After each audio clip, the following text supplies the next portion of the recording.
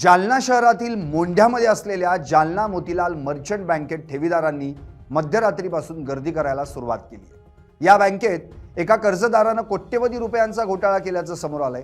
त्यामुळे बँक बंद होणार अशी अफवा संपूर्ण शहरात पसरल्यानं ठेवीदारांनी हजारोंच्या संख्येनं बँकेसमोर आपल्या आयुष्याची जमापुंजी काढण्यासाठी गर्दी केल्याचं पाहायला मिळालं। जालन्यात नेमका काय गोंधळ उडालाय त्याचाच आढावा घेणारा हा रिपोर्ट पाहूयात। जालन्यात नेमकं काय घडलंय। नमस्कार, मी संदीप आणि आपण पाहताय LS मराठी। जालना मोतीलाल मर्चंट बँकेत ठेवीदारांनी मोठ्या प्रमाणात गर्दी केल्याचं पाहायला मिळालं।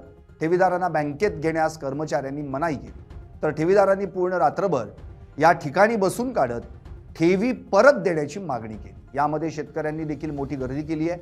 एका महिलेने तर कापूस विकून मुलीच्या लग्नासाठी पैसे जमा केले आणि तेच पैसे आता अडकल्याची खंत यावेळी व्यक्त केली। प्रकरण आता काय कधी कधी खोलते कधी नाही, आता कसं समजायला पाहिजे ना आम्हाला। एक तर ते सांगू पण नाही राहिले ना।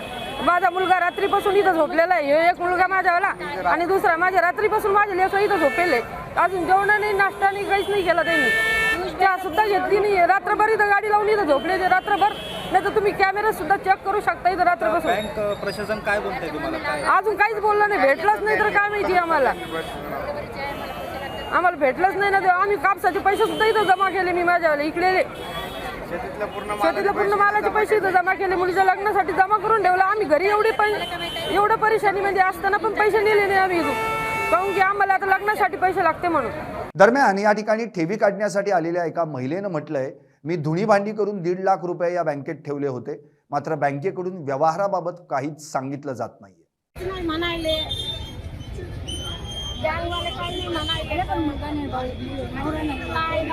मला नवरा नाही, 2 पोरे मेले, रुपये काम करून जमा केलं मी।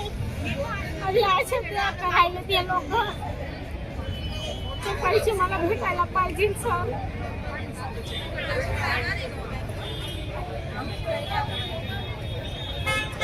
लोकांचे काम करून करून जमा करतो पैसे, आपल्याला खायला लागतं आणि अडचणला काम येते म्हणून आपण येतो काढायला।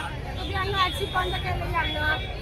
तर या विषयावर बँकेच्या कर्मचाऱ्यांनी स्पष्टीकरण दिलंय। आमच्याकडं एका कर्जदारानं मोठा घोटाळा केलाय, त्यामुळे थोडी अडचण निर्माण झाली आहे। सर्व ठेवीदारांना त्यांचे पैसे लवकरच मिळतील असं आश्वासन बँकेकडून ठेवीदारांना देण्यात आलंय। आमच्या मर्चंट बँकेमध्ये ग्राहकांनी जी गर्दी केलेली आहे, ह्या गर्दीचा असा विषय असा झालेला आहे की आमच्या बँकेमध्ये थोडासा एक विषय झालेला आहे। त्या विषयाला आम्ही त्याच्यावर कारवाई चालू आहे समोरच्या माणसावर। लवकरात लवकर सर्वांचे जे पण FDचे पैसे ते 30-90 दिवसामध्ये आम्ही सगळ्यांना देणार आहे। काय प्रॉब्लेम झाला तुमच्या बँकेत? काय अडचण आली?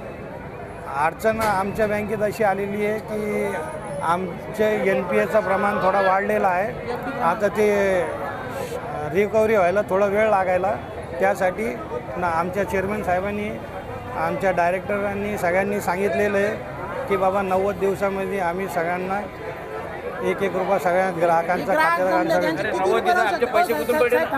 हे ग्राहक जमले तुमच्याकडे ठेवीदार, किती कोटी रुपयापर्यंत ठेवी असेल बरं यांची तुमच्याकडे? यांचा आकडा तर आमचे वरिष्ठ अधिकारी सांगू शकतात, मला याच्या कंपनी तरी 100-1 कोटीचा असेल यांचा विषय।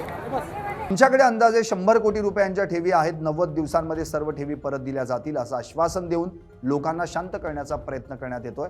लोक काबाड कष्ट करून आपली कमाई सुरक्षित राहील या भरवशानं बँकेत पैसे ठेवतात, मात्र एकाच्या घोटाळ्यानं दुसऱ्याच्या आयुष्याची कमाई संकटात येत असेल तर या बँकांवर तर कसा विश्वास ठेवायचा असा प्रश्न आता जालनाकरांसमोर उभा राहिला। अजय गाढे, LS मराठी, जालना।